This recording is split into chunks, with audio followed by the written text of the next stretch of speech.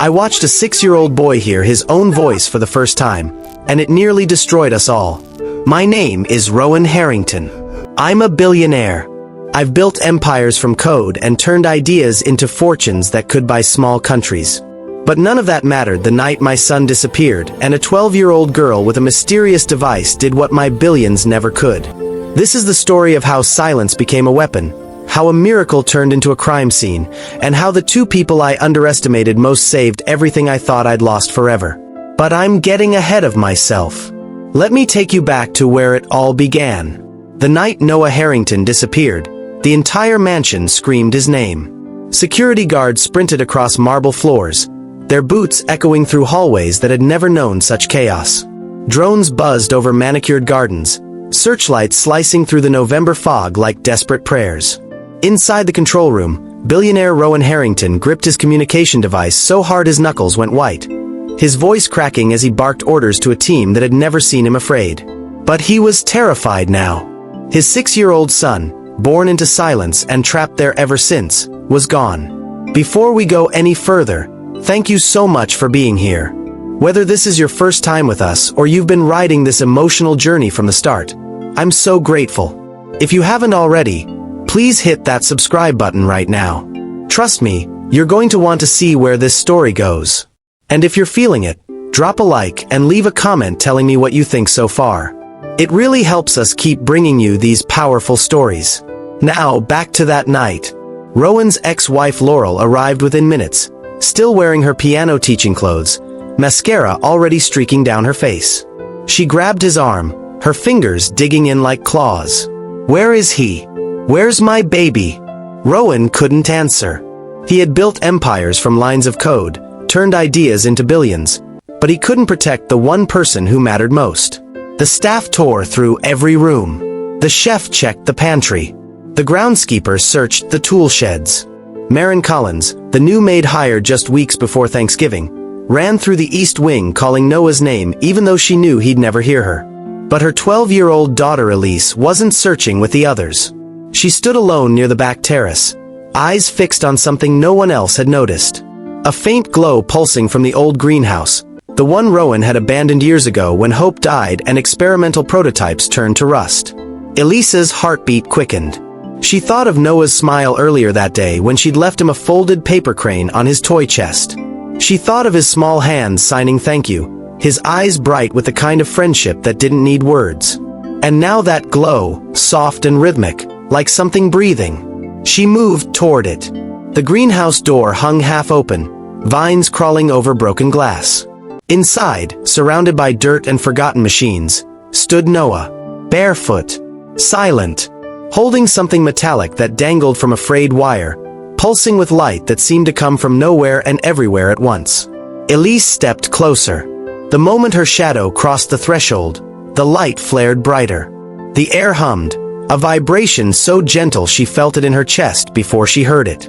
And Noah, beautiful unreachable Noah, turned toward her with eyes wide, not in fear but in wonder. Because for the first time in his entire life, he had just heard something. If you're already hooked, do me a favor and smash that like button. Drop a comment and tell me what you think is about to happen. And share this with someone who loves a story that'll leave them speechless.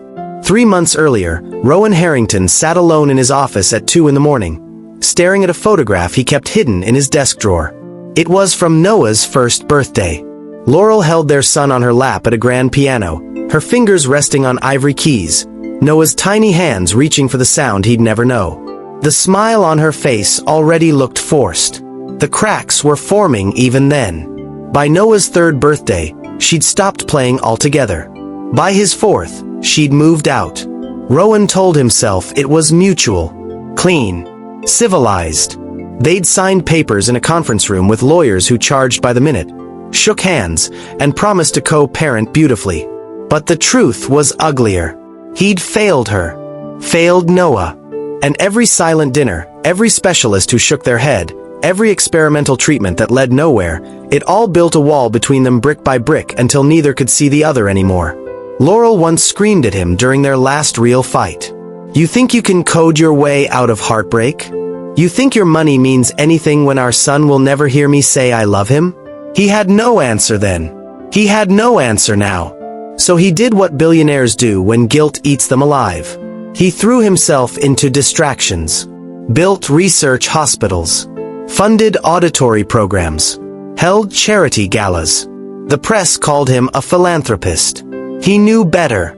He was just a father trying to buy back a miracle he couldn't earn. The house had become a museum. Cold.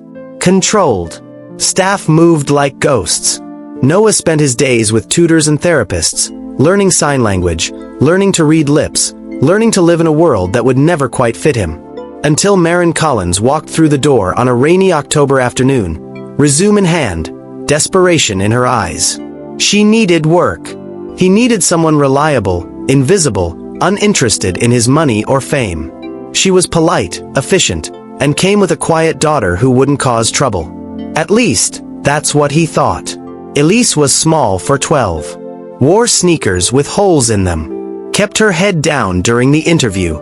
But Rowan noticed the way her eyes moved, cataloging everything, the portraits on the walls, the security cameras, the way Noah sat in the corner of the room arranging blocks in perfect silent rows. Maren got the job. 2 days later, Noah found his first paper crane. It sat on his nightstand, folded from pale blue paper, delicate and precise. He didn't know where it came from. But the next morning, there was another. Then another. Little pieces of color in his carefully ordered world. He started looking for them, smiling when he found them. And then one afternoon, he caught Elise in the act. She froze in his doorway, half-folded crane in her hands, eyes wide like she'd been caught stealing. But Noah didn't tell anyone. Instead, he signed 2 words he'd learned from his tutor. "Thank you." Elise's face lit up. She signed back, slow and careful, the few signs she'd been secretly learning from YouTube videos. "You're welcome, friends." Noah nodded so hard his whole body moved. For the first time in years, something soft and real bloomed inside that cold mansion. Not a cure, not a fix. Just 2 kids who saw each other when the rest of the world looked away. Rowan caught them once, sitting on the floor of the library, Noah teaching Elise how to sign animals while she folded him an entire zoo of paper creatures. He stood in the doorway, unseen, throat tight. He'd hired a maid. But somehow, her strange quiet daughter had done what his billions never could. She'd made his son smile again. And now, standing in that greenhouse with light pulsing between them and Noah hearing the impossible, Rowan was about to realize just how dangerous that friendship would become. If you felt that, let me know in the comments. Hit that subscribe button if you haven't yet, because what happens next will change everything. Share this story with anyone who believes in the kind of connection that breaks every rule. Elise didn't understand what was happening, but she knew enough to stay very still. Noah stood 3 feet away, clutching that strange metallic pendant like it was the only solid thing in a tilting world. His chest rose and fell in quick, panicked breaths. The device pulsed in rhythm with something neither of them could name, casting shadows that danced across broken glass and forgotten equipment. She took one small step forward. The hum grew louder. Noah's eyes went wide, not with fear but with something that looked like pain and wonder mixed together, like he'd touched lightning and couldn't let go. His mouth opened. No sound came out, but his whole face said everything. He was hearing. Elise's hand trembled as she reached toward him, and the second her fingers brushed the edge of the pendant, the entire greenhouse exploded with light. Not fire, not sparks, just pure, brilliant light that swallowed them both whole. And in that impossible moment, Noah heard her laugh. It wasn't loud, wasn't clear. It was muffled and distant, like listening underwater, but it was there. Real, undeniable. A sound that had never existed in his world before, now rattling through his skull, shaking every silent ear loose. He stumbled backward, dropped the pendant, clapped his hands over his ears, and for the first time in his 6 years of life, he heard the sound of his own palms against his head. Elise gasped, and he heard that too. She ran to him. He collapsed into her arms, shaking, and somewhere in the chaos, she started whispering. "It's okay. You're okay. I'm here." He heard every single word. That's when the security team found them. Rowan was the first through the door, Laurel right behind him, both of them breathless and frantic. The sight stopped them cold. Noah wrapped in a strange girl's arms, a metallic device glowing faintly on the ground between them, and their son, their silent, unreachable son, sobbing in a way they'd never heard before. Because now, he could hear himself cry. Laurel's knees buckled. Rowan caught her, but his eyes never left Noah. He moved slowly, the way you approach something fragile and wild, and knelt in front of his boy. Noah looked up at him, tears streaming, and said something in a voice raw and broken and utterly new. "Daddy." Not signed. Spoken. The word was mangled, barely recognizable, but it was there. Sound shaped by a mouth that had never known its own power. Rowan's world shattered. He pulled Noah into his chest, and Laurel fell beside them, all three of them tangled on the floor of a greenhouse that smelled like rust and soil and miracles. Security stood frozen in the doorway. Maren appeared behind them, pale and confused, searching for her daughter in the chaos. And Elise, small and terrified and impossibly brave, picked up the pendant from the dirt. It had stopped glowing, looked like nothing more than scrap metal and frayed wire. But she knew better. She'd felt it hum. Felt it pull something out of her and into Noah, something no doctor or machine had ever managed. Rowan finally looked up at her, his face wet, his voice hoarse. "What did you do?" Elise shook her head. "I don't know. But that was a lie." Because somewhere deep in her bones, in a place she couldn't explain and didn't fully understand, she knew exactly what had happened. The pendant hadn't been sleeping. It had been waiting for her. If your heart is racing right now, leave a comment and let me know. Make sure you're subscribed because this story is about to go places you won't see coming. Hit that like button and share this with someone who needs to see what happens next. By morning, the greenhouse had become a crime scene without a crime. Scientists in white coats swarmed the space, taking samples of soil, scanning for radiation, measuring electromagnetic frequencies. Rowan had made 3 calls before sunrise. Engineers from his tech company. Neurologists from Johns Hopkins. A private research team he kept on retainer for projects the world wasn't ready to know about. They all wanted the same thing. The pendant. The girl. Answers. Noah sat in the living room wrapped in blankets, wearing noise-canceling headphones because suddenly, everything was too loud. The hum of the refrigerator. The tick of the grandfather clock. His own heartbeat thundering in his ears. He kept reaching for Elise, the only person who made the new chaos feel less terrifying. But Elise wasn't allowed near him anymore. Maren had pulled her daughter into a guest room on the far side of the mansion, her face pale and hard in a way Elise had never seen before. She paced like a caged animal, whispering frantically into her phone, though Elise couldn't hear who was on the other end. When she finally hung up, she knelt in front of Elise and gripped her shoulders. "Listen to me very carefully. If anyone asks you questions, you say nothing. Do you understand? Nothing. But Mom, Noah can hear now. Isn't that good?" Maren's eyes filled with something dark and desperate. "Good for who, baby?" Downstairs, Rowan stood in his office surrounded by monitors displaying data streams, brain scans, sound wave analysis. Laurel sat across from him, arms folded, her expression caught between wonder and fury. "You're going to exploit this, aren't you?" Rowan didn't look up. "I'm going to understand it." She laughed bitterly. "You're going to monetize it. Patent it. Turn our son's miracle into a product launch."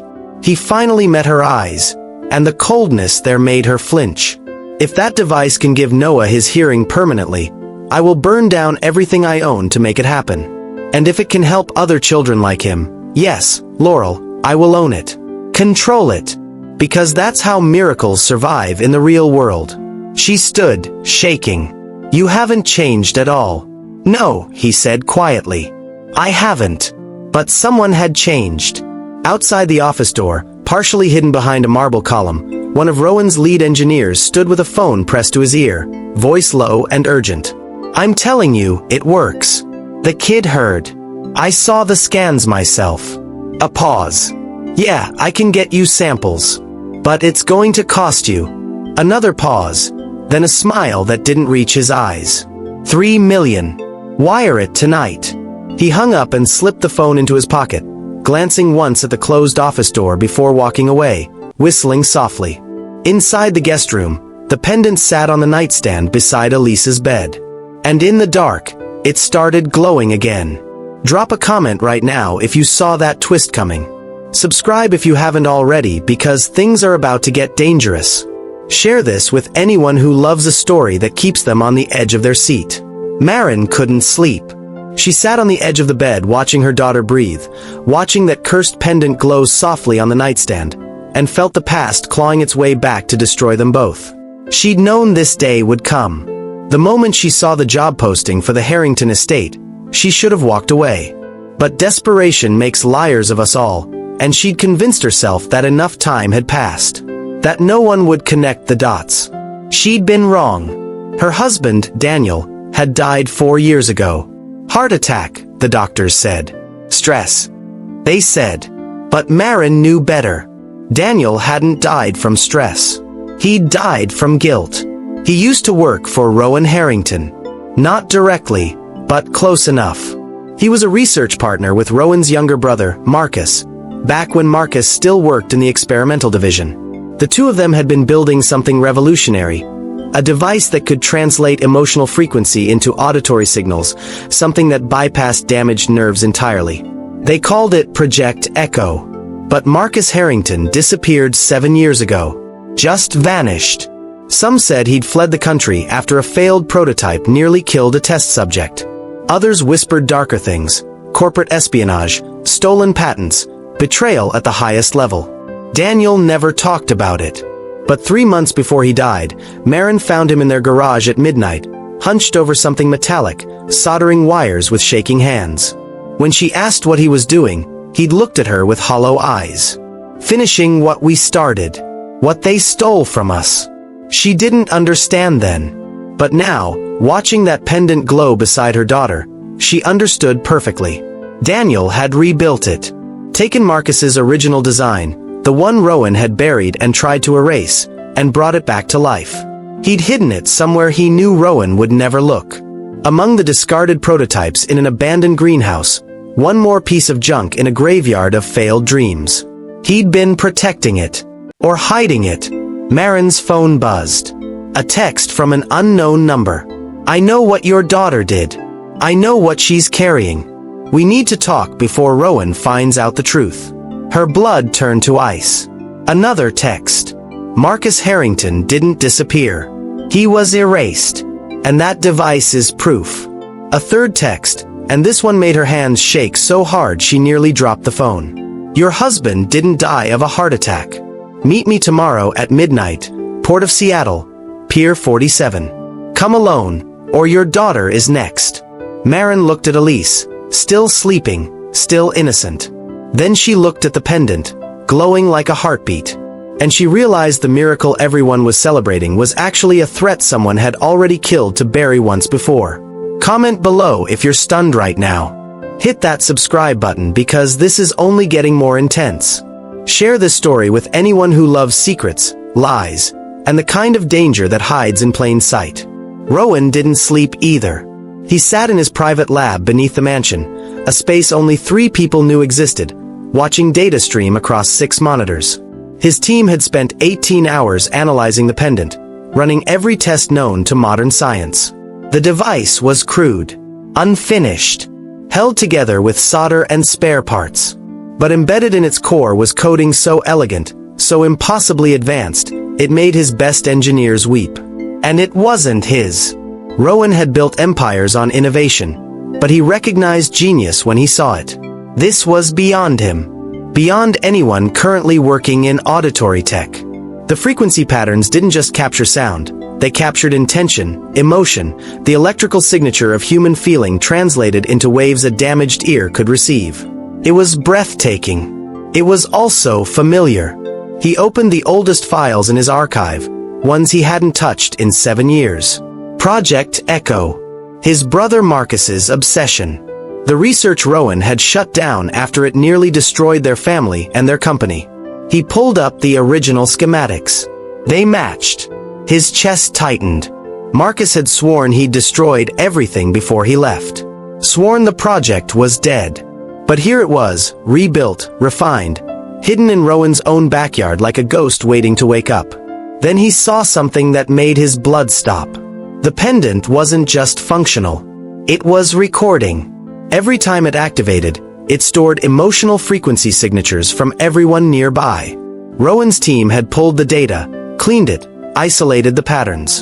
And when they played it back through an audio converter, Rowan heard a voice he hadn't heard in 7 years.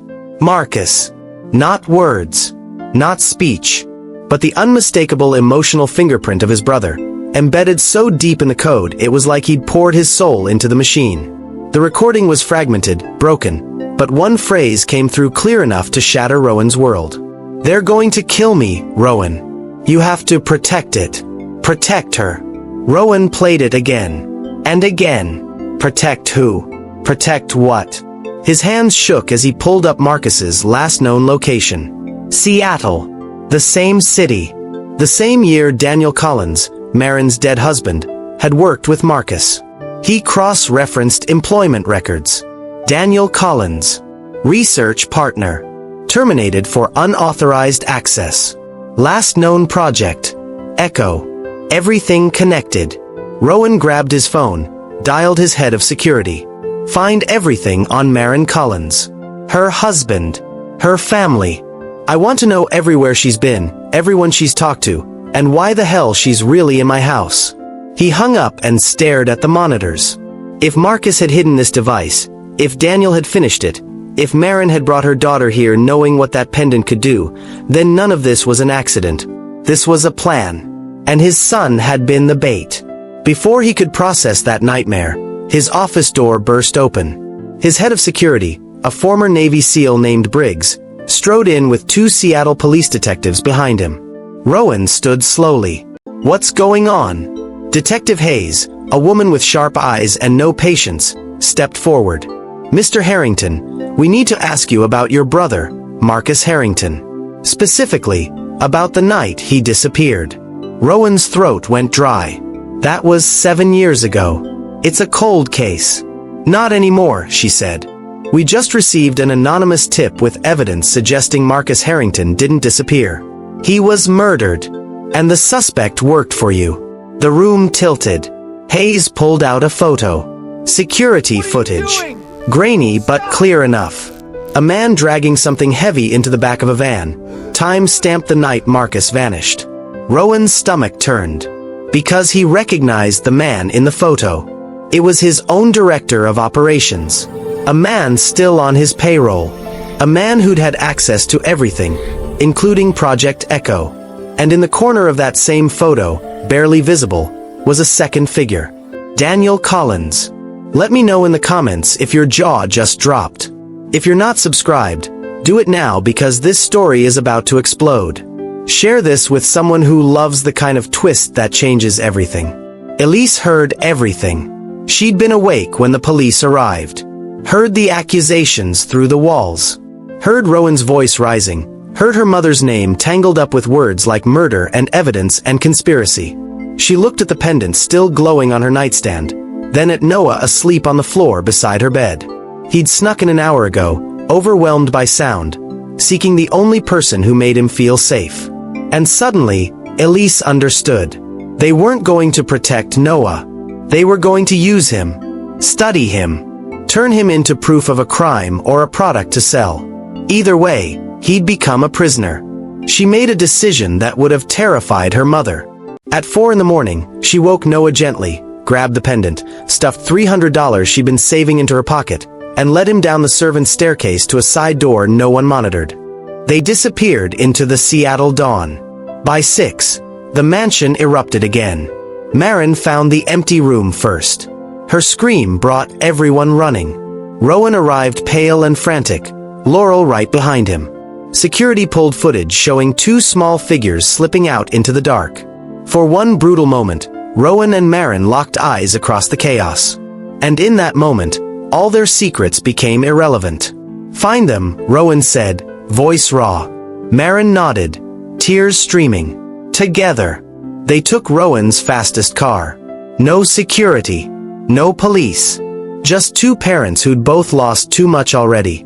Maren gave him locations, places Daniel used to take Elise when things got bad. Rowan used his resources, pulled traffic cam footage, traced the route two kids on foot could manage.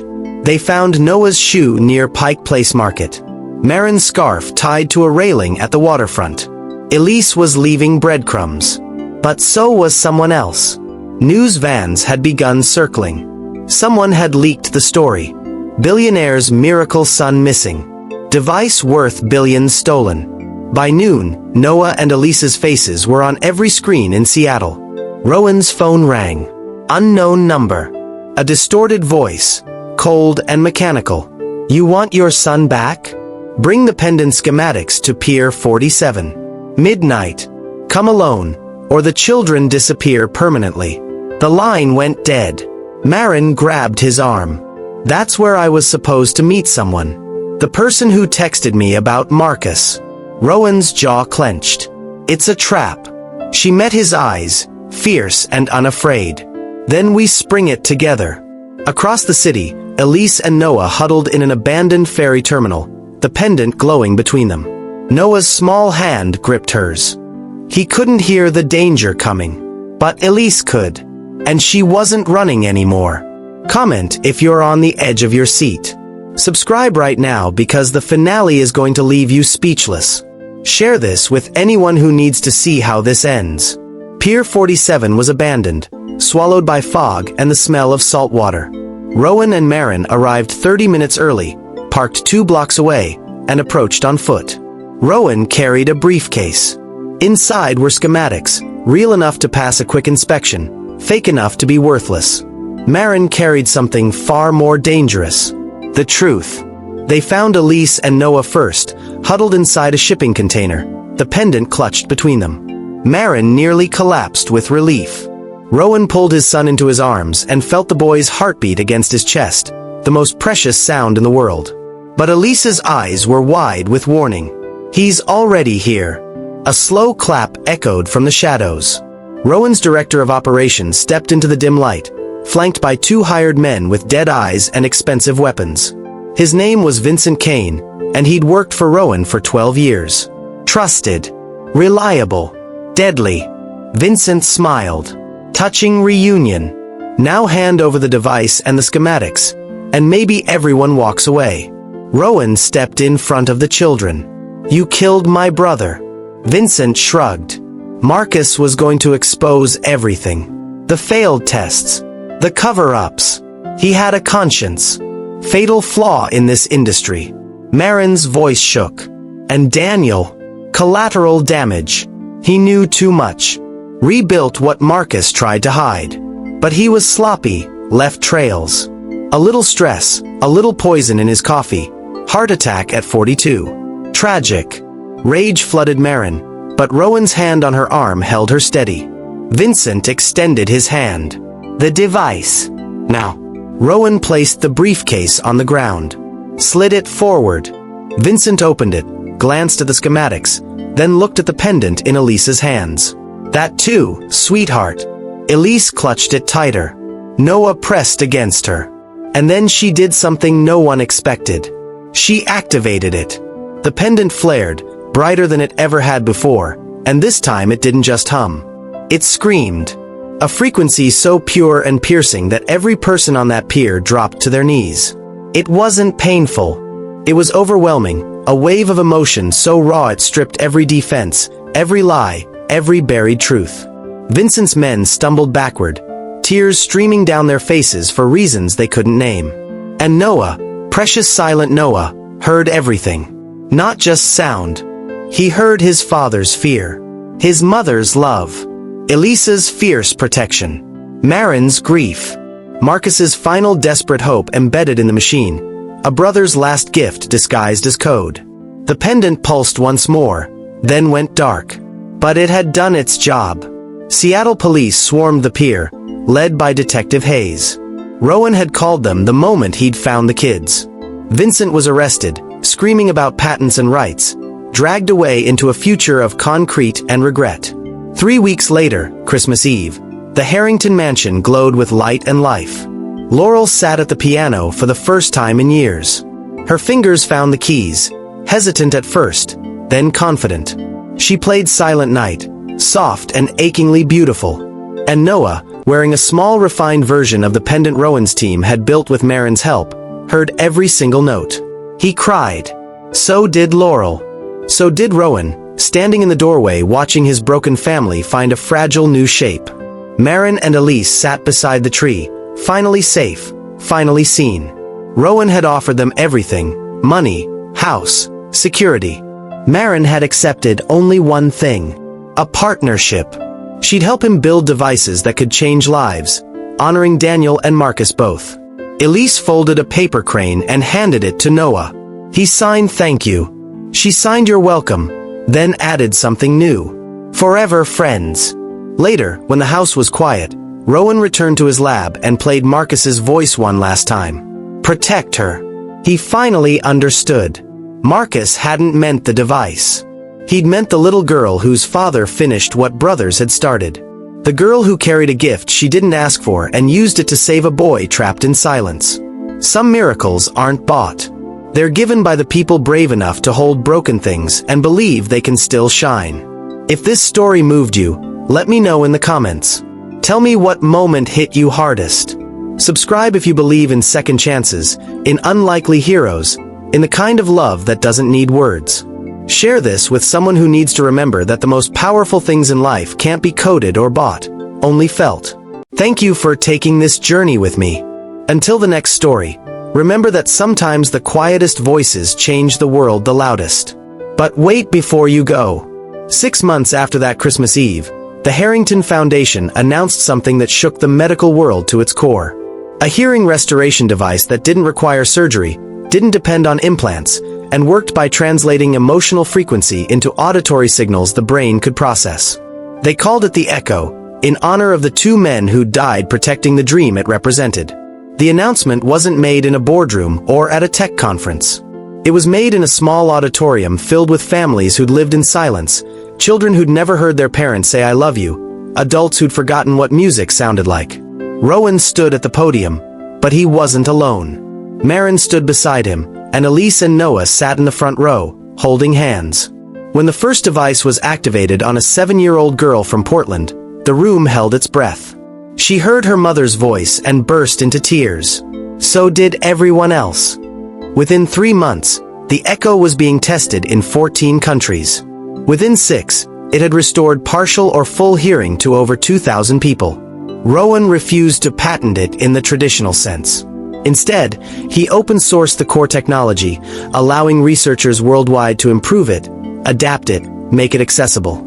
Some called him a saint. Others called him a fool who'd just given away a $1 trillion invention.